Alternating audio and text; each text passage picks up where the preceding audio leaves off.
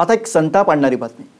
राज्यातील पहिल्या टप्प्यातलं मतदान पार पडलं। त्यामध्ये गोंदिया मतदारसंघामध्ये तैनात करण्यात आलेल्या पोलिसांची कशी कुचंबणा झाली याचे फोटोज आता व्हायरल होत आहेत। नक्षलग्रस्त भागामध्ये या पोलिसांची ड्युटी लागल्यामुळे त्यांना डोळ्यात तेल घालून बंदोबस्त ठेवावा लागत होता। मात्र इलेक्शन ड्युटी संपल्यानंतरही या पोलिसांना बेस कॅम्पवरच आराम मिळाला नाही अशी तक्रार त्यांनी केली आहे। आपल्याला जनावरांसारखी वागणूक दिली गेली असं म्हणत या पोलिसांनी आपले फोटो प्रसिद्ध केले आहेत। त्या फोटोंसोबत पोलिसांचं एक पत्रही व्हायरल झालंय।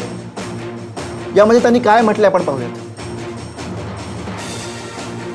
आम्ही 10 एप्रिलला दुपारी 2 वाजता चिंचगडमध्ये निवडणुकीचा बंदोबस्त पार पाडला। त्यानंतर आदेशानुसार 11 एप्रिलला संध्याकाळी 6 वाजता पुणे येथे बंदोबस्तासाठी रवाना झालो। नक्षलग्रस्त भागामध्ये ड्युटीवर असल्यामुळे आम्ही आराम करू शकलो नाही।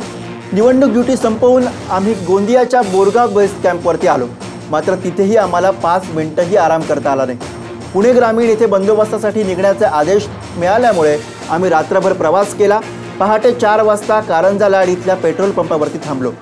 इथे शौचाचंही जाण्यास वेळ दिला नाही। कारंजा लाड इथून सकाळी 6 वाजता आम्ही पुण्यासाठी निघालो। 13 एप्रिलला दुपारी 1 वाजेपर्यंत आमच्या पोटात अन्नाचा कणही गेलेला नाही। 3 दिवस झोपही मिळालेली नाही। सततच्या प्रवासाने आमची शारीरिक आणि मानसिक स्थिती खालावली आहे।